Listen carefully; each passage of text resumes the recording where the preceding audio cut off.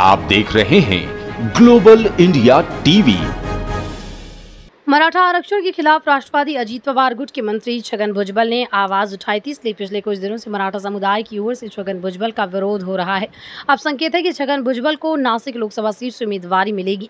इसी पृष्ठभूमि में मराठा समुदाय छगन भुजबल के खिलाफ गुस्सा जाहिर कर रहा है। सकल मराठा समाज के पदाधिकारियों ने आज नासिक में प्रेस कॉन्फ्रेंस कर भुजबल की उम्मीदवारी का विरोध किया। छगन भुजबल के खिलाफ मराठा समुदाय में गुस्सा है और अगर महायुति ने छगन भुजबल को उम्मीदवार बनाया तो महायुति को महाराष्ट्र की 48 लोकसभा सीटों पर इसका खामियाजा भुगतना पड़ेगा। सकल मराठा संगठन के संयोजक करण गायकर ने कहा कि अगर महायुति छगन भुजबल को लोकसभा के लिए उम्मीदवार बनाती है तो मैं खुद उन्हें चुनाव में हराने के लिए नासिक लोकसभा से नामांकन करूंगा। ग्लोबल इंडिया टीवी के लिए महाराष्ट्र नासिक से जिला ब्यूरो चीफ भगवान पगारे की रिपोर्ट। आज सकल मराठा समाज नाशिक जिल्ह्याच्या वतीनं ह्या पत्रकार परिषदेचं आम्ही आयोजन केलेलं आहे। आजच्या पत्रकार परिषदेचा मुख्य विषय आहे की नाशिक लोकसभेमध्ये छगन भुजबळ यांना उमेदवारी देण्याचे संकेत महायुतीकडनं देण्यात आलेले आहे आणि आमची स्पष्ट भूमिका आहे। एखादा व्यक्ती, एखादा राजकीय नेता जेव्हा एखाद्या समाजावर अत्यंत खालच्या पातळीवर जाऊन टीका टिप्पणी करतो, त्या समाजाला त्याच्या हक्कापासून वंचित ठेवण्याचं काम करतात। अशा व्यक्तीला नाशिक जिल्ह्यातून विरोध असताना त्या उमेदवारासाठी म्हणजे छगन भुजबळांसाठी महायुती का पायगाड्या घालते आहे? ही जागा कोणाकडे आहे, कोणाला सुटणार आहे, आम्हाला त्याच्याशी काही मतलब नाही। आणि मी पहिले स्पष्ट करतो, ही पत्रकार परिषद काय कुठल्या पक्षाच्या उमेदवाराला उमेदवारी द्या म्हणून नाही, मराठा समाजाला विरोध करणाऱ्या छगन भुजबळांच्या विरोधात आहे। ज्या छगन भुजबळांनी मराठा योद्धा जरांगे पाटील यांनी मराठा आरक्षण मिळावं, ओबीसीतून 50% आत मिळावं यासाठी ज्यावेळेस लढा उभा केला, त्यावेळेस छगन भुजबळांनी अत्यंत खालच्या पातळीला जाऊन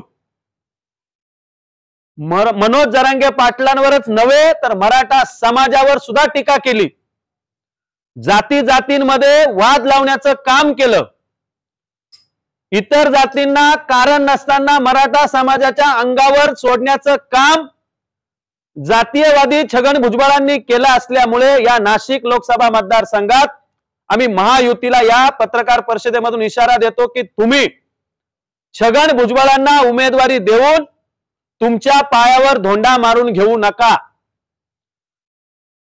आम्ही पंकजाताईंना विरोध केला नाहीये, आम्ही महादेव जानकरांना विरोध केला नाहीये, आम्ही छगन भुजबळांना का विरोध करतोय तर छगन भुजबळ सातत्यानं मराठ्यांच्या विरोधात आहेत। हेच छगन भुजबळ ज्यांच्याबद्दल मराठा समाज प्रचंड तीव्र संतोष आहे, राग आहे। आज तुम्ही नाशिक मधल्या मतदारसंघात ही महायुती म्हणते की आम्ही सर्वेवर चालतो।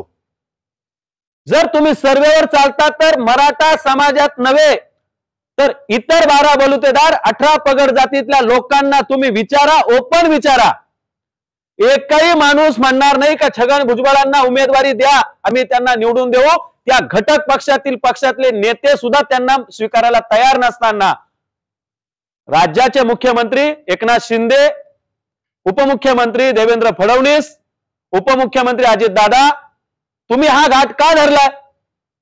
तुम्ही मराठ्यांच्या विरोधात भुजबळांना देऊन एक प्रकारे समाजाच्या या जखमेवर मीठ चोळण्याचं काम करताय, एक प्रकारे समाजाला तुम्ही डिचवण्याचं काम करताय।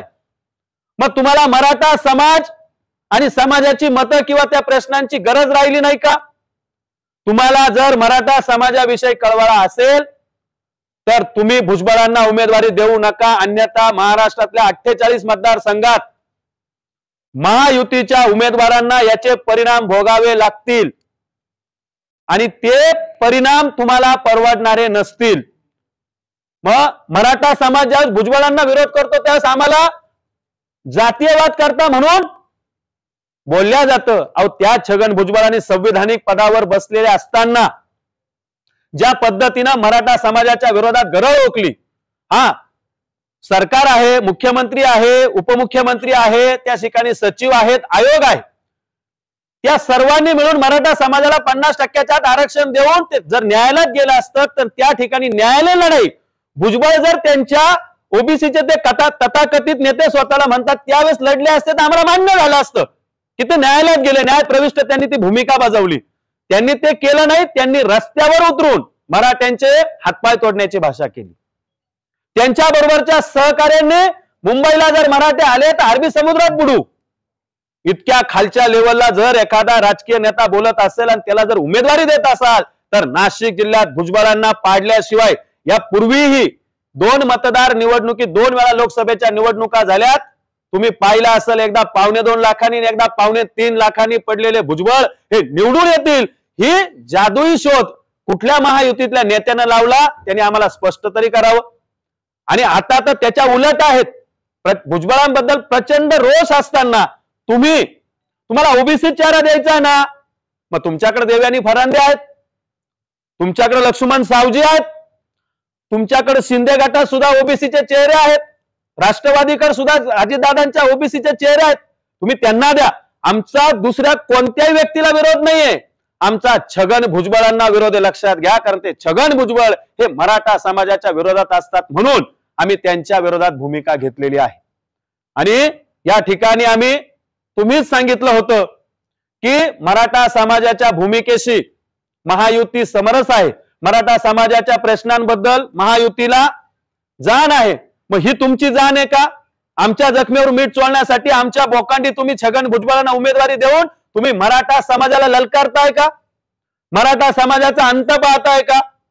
की तुम्हाला मराठा समाजाशी काही देणं घेणंच नाही हे स्पष्ट करावं. छगन भुजबळांना उमेदवारी देऊ नये ही आमची सकल मराठा समाजाची वैयक्तिक नाही तर सगळ्या समाजाची भूमिका आहे की छगन भुजबळांना या मतदारसंघात उमेदवारी देऊ नका, अन्यथा याचे परिणाम महायुतीला भोगावे लागतील.